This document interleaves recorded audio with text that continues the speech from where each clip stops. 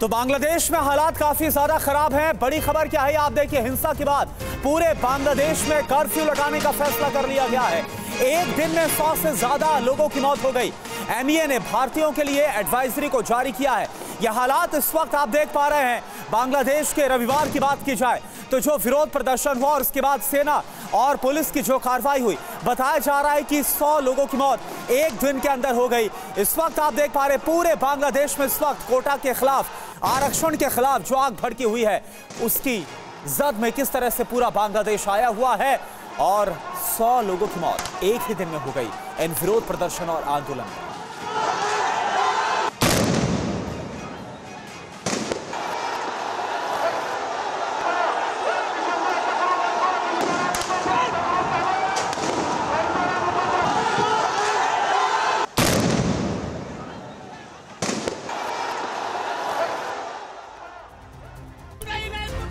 और आरक्षण की आग में बांग्लादेश एक बार फिर से सुलग गया है। जगह जगह से हिंसा और आगजनी की खबरें सामने आ रही हैं। ये तस्वीरें सिराजगंज के इनायतपुर थाने की है, जहां प्रदर्शनकारियों ने पुलिस स्टेशन को घेर कर उसमें आग लगा दी। थाने में आग लगने से 13 पुलिसकर्मियों की मौत हो गई। लोकल मीडिया रिपोर्ट्स के मुताबिक दोपहर में कई हजार प्रदर्शनकारियों ने एक साथ इनायतपुर थाने पर हमला बोल दिया। সব পুলিশ ভিতরে আছে, সব পুলিশ ভিতরে, এই মুহূর্তে ইনায়তপুর থানায় আমরা আগুন দিছি, সব পুলিশ ভিতরে। ইনশাআল্লাহ তো আমাদের হবে, ইনশাআল্লাহ সফলতা। तस्वीर आप देख सकते हैं। अचानक चौतरफा हमले से पुलिस वाले कुछ नहीं कर पाए, फिर प्रदर्शनकारियों ने पूरे थाने में आग लगा दी, जिसमें 13 पुलिस वालों की मौत हो गई। এভাবে প্রতিবাদ করো, আমরা সাথে আছি। আর এই ভিডিওটা সবাই ছড়িয়ে দাও। ইনায়তপুর থানায় আগুন দিছি, সব পুলিশ ভিতরে। बांग्लादेश में हिंसा की दूसरी तस्वीर आप देखिए, जो कि किशोरगंज इलाके की है। यहां पर प्रदर्शनकारियों ने शेख हसीना के पार्टी अवामी लीग के कार्यालय पर हमला बोल दिया। हजारों की तादाद में आए उपद्रवियों ने लाठी डंडों से दफ्तर के अंदर तोड़फोड़ की और फिर अंदर पेट्रोल डालकर आग के हवाले कर दिया।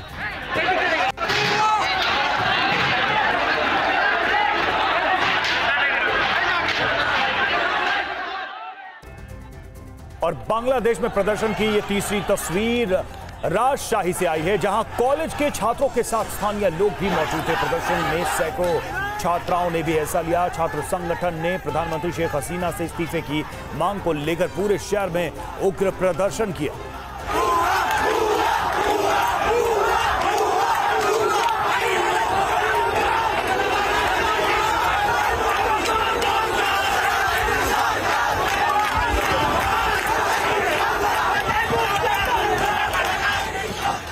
और अब अगली तस्वीर देखिए, ये बांग्लादेश के क्यूमिला शहर की है, जहां प्रदर्शनकारियों ने हाथों में बड़े बड़े झंडे लेकर सड़कों पर प्रदर्शन किया। वहां से ये तस्वीरें सामने आई हैं। तो अलग अलग तस्वीरें आ रही हैं प्रोटेस्ट की, और कई जगह तो प्रदर्शन इतना हिंसक हो गया, पुलिस वालों की जान चली गई उसमें। ये तस्वीर जो आप देख रहे हैं क्यूमिला शहर की, जहां पर प्रदर्शनकारी हाथों में झंडे लेकर सड़कों पर नजर आए।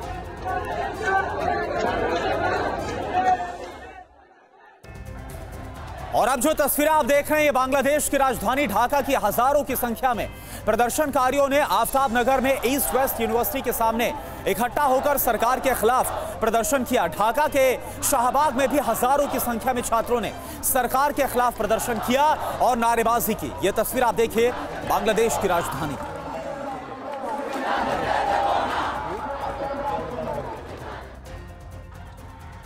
और बांग्लादेश में हालात इस कदर बिगड़ चुके हैं कि सड़कों पर सेना टैंकों के साथ पेट्रोलिंग कर रही है। बावजूद इसके प्रदर्शनकारियों के हौसले पस्त नहीं हुए हैं। कई जगहों पर लोगों की भीड़ टैंक के साथ चल रहे सैनिकों से उलझ रही है।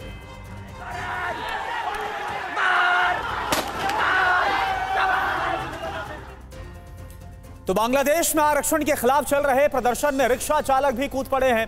सैकड़ों की संख्या में रिक्शा वालों ने ढाका की सड़कों पर प्रधानमंत्री शेख हसीना से इस्तीफा देने की मांग को लेकर प्रदर्शन किया और तस्वीरें हम आपको दिखा रहे हैं।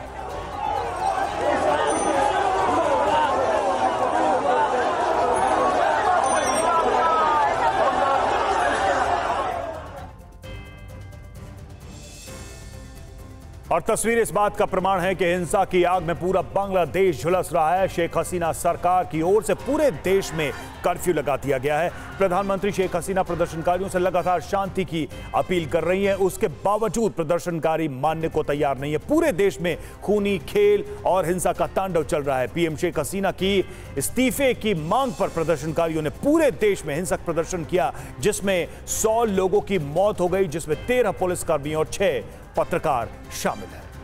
और बांग्लादेश से अब ब्रिटेन चलते हैं, वहां भी भीषण दंगे हो रहे हैं। इस वक्त ब्रिटेन में 3 बच्चियों की मौत के बाद हिंसा और आगजनी जारी है। दंगे की चपेट में ब्रिटेन के कई शहर आ चुके हैं।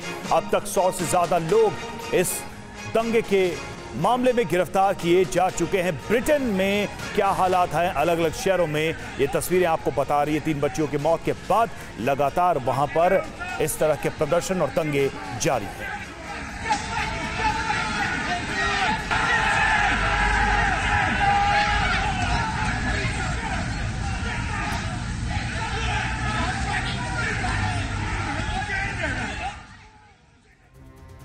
और ब्रिटेन की एक और तस्वीर आपको दिखा रहे हैं। ब्रिटेन में हिंसा की तस्वीर लिवरपूल की है, जहां पर प्रदर्शनकारियों और सिक्योरिटी फोर्सेस के बीच हिंसक झड़प हो गई है। प्रदर्शनकारियों की भीड़ ने पुलिस के खिलाफ पत्थरबाजी की तो हालात पर काबू पाने के लिए सिक्योरिटी फोर्सेस को लाठीचार्ज करना पड़ा। पीएम कीर स्टारमर ने पुलिस को खुली छूट दी है और कहा है कि हिंसा को काबू करने के लिए जो भी करना पड़े, पुलिस उसके लिए आजाद है।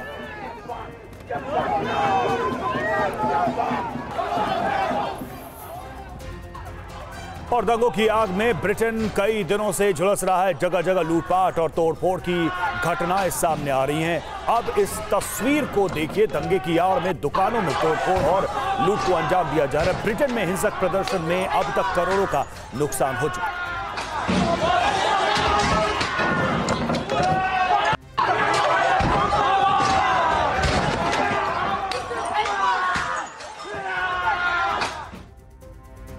इधर ब्रिटेन के सैंडरलैंड से शुरू हुआ हिंसा का ये दौर कई शहरों तक पहुंच गया है। उत्तरी ब्रिटेन के 15 शहर विरोध की ज्वाला से धधक रहे हैं। बेकाबू मुस्लिम शरणार्थियों और दक्षिणपंथियों को काबू करना पुलिस के लिए काफी ज्यादा चैलेंजिंग हो रहा है। कई जगहों से ऐसी भी तस्वीरें सामने आई है जहां पर पुलिस कर्मियों को प्रदर्शनकारी दौड़ा कर पीटते हुए नजर आए। ब्रिटेन के लिवरपूल, मैनचेस्टर, सैंडरलैंड, बेलफास्ट और लीड्स शहर में हिंसा की आग भड़की है। सबसे बुरे हालात है लिवरपूल शहर के। ये तस्वीरें 6 आपको हम दिखा रहे हैं। अब इस हिंसा के पीछे की वजह क्या है, यह भी आप जान लीजिए। दरअसल ब्रिटेन में शहर शहर कैसे नफरत की आग फैली है, इसको आपके लिए जानना जरूरी है। डांस क्लास में 3 बच्चियों की हत्या के बाद बवाल मच गया। 17 साल के आरोपी की पहले ही गिरफ्तारी इस पूरे मामले में हुई है। आरोपी पर हत्या का मुकदमा दर्ज है। बिल्कुल, और अफवाह के बाद देश के कई शहरों में हिंसा भड़क उठी। दंगे की चपेट में झुलसे ब्रिटेन के कई शहर और अब तक 100 से ज्यादा प्रदर्शनकारी गिरफ्तार किए जा चुके हैं इस पूरे मामले में। आगे बढ़ते देखिए एजेंडा फुल एंड फाइनल में। अब खबर रूस यूक्रेन युद्ध की। जी हां, अमेरिका से यूक्रेन को मिला पहला F-16 लड़ाकू विमान। बड़ी खबर है, ओडिशा के आसमान में उड़ता दिखा F-16। यूक्रेन के पीएम ज़ेलेंस्की ने अमेरिका का शुक्रिया जताया है। यूक्रेन को F-16 विमान देने से भड़का रूस।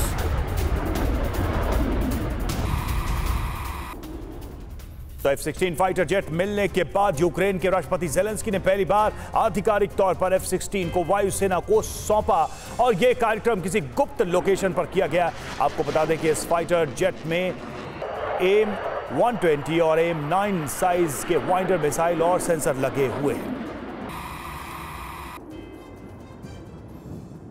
और अब आपको बताते हैं कि यूक्रेन को F-16 मिलने से कैसे बदल जाएगा युद्ध का पूरा सीन। F-16 मिलने के बाद यूक्रेन रूस को कड़ी टक्कर देगा। यूक्रेन अब ड्रोन के साथ साथ फाइटर जेट से भी हमले करेगा। F-16 मिलने के बाद यूक्रेन की पहुंच अब मॉस्को तक हो जाएगी। यूक्रेन अब रूस के अंदर घुसकर हमले को अंजाम दे सकता है। यूक्रेन अभी तक रूस के अंदर हमले के लिए ड्रोन का इस्तेमाल करता है। यूक्रेन को F-16 मिलने के बाद रूस अब बौखला गया है। रूस अब अपनी वॉर नीति में बदलाव भी कर सकता है, जो खबर है। F-16 मिलने के बाद रूस का हमला और ज्यादा आक्रामक होगा। रूस अब यूक्रेन में F-16 के बेड़े पर हमला कर सकता है। अगली बड़ी खबर का रुख करते हैं इजरायल पर हमले के लिए ईरान की बड़ी तैयारी। ईरान ने बैलिस्टिक मिसाइल को किया एक्टिव। ईरानी सीमा पर लॉन्ग रेंज मिसाइल तैनात। किसी भी वक्त ईरान कर सकता है इजरायल पर हमला।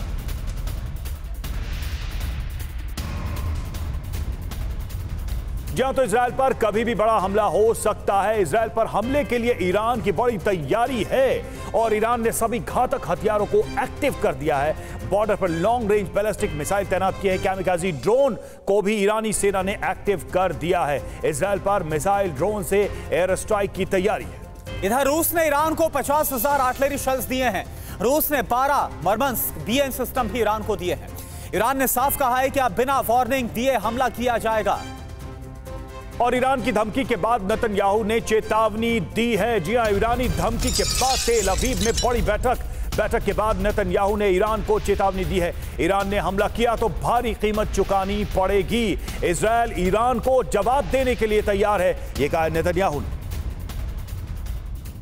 और एक और बड़ी खबर, इजराइल के प्रधानमंत्री बेंजामिन नेतन्याहू का बड़ा बयान सामने आया। ईरान के खिलाफ जंग शुरू हो चुकी है। यह बेंजामिन नेतन्याहू का बयान। ईरान के खिलाफ इजराइल कई मोर्चों पर जंग लड़ रहा है। और आज संसद में आ सकता है वक्फ बोर्ड के अधिकारों में कटौती वाला बिल। जहां केंद्र सरकार वक्फ बोर्ड को लेकर बना सकती है कानून। कैबिनेट ने वक्फ एक्ट में 40 से ज्यादा बदलाव को मंजूरी दी है। बिल पास होने पर कम हो जाएंगी वक्फ बोर्ड की शक्तियां। तो अगर बिल आता है तो संसद के अंदर और बाहर विरोध होना तय है। All India Muslim person law board ने साफ कहा है कि कोई बदलाव मंजूर नहीं होगा।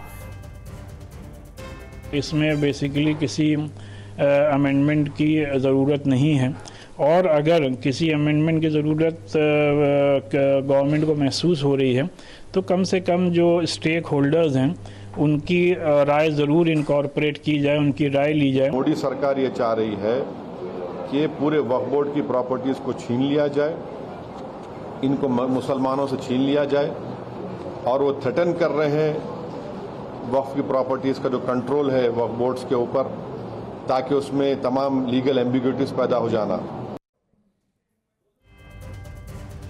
और अब आपको बताते हैं वक्फ बोर्ड में क्या क्या बदलाव हो सकते हैं। जी हां, बिल में मौजूदा कानून से जुड़े कई क्लॉज हटाए जा सकते हैं। सभी संपत्तियों का नए सिरे से सत्यापन किया जाएगा। वेरिफिकेशन के बाद ही कोई भी जमीन वक्फ की संपत्ति घोषित की जाएगी और बोर्ड में महिलाओं की भागीदारी सुनिश्चित की जाएगी। जिला मजिस्ट्रेट के जरिए वक्फ की संपत्ति पर निगरानी रखी जाएगी। तो ये बड़े बदलाव हो सकते हैं बोर्ड के अधिकारों में।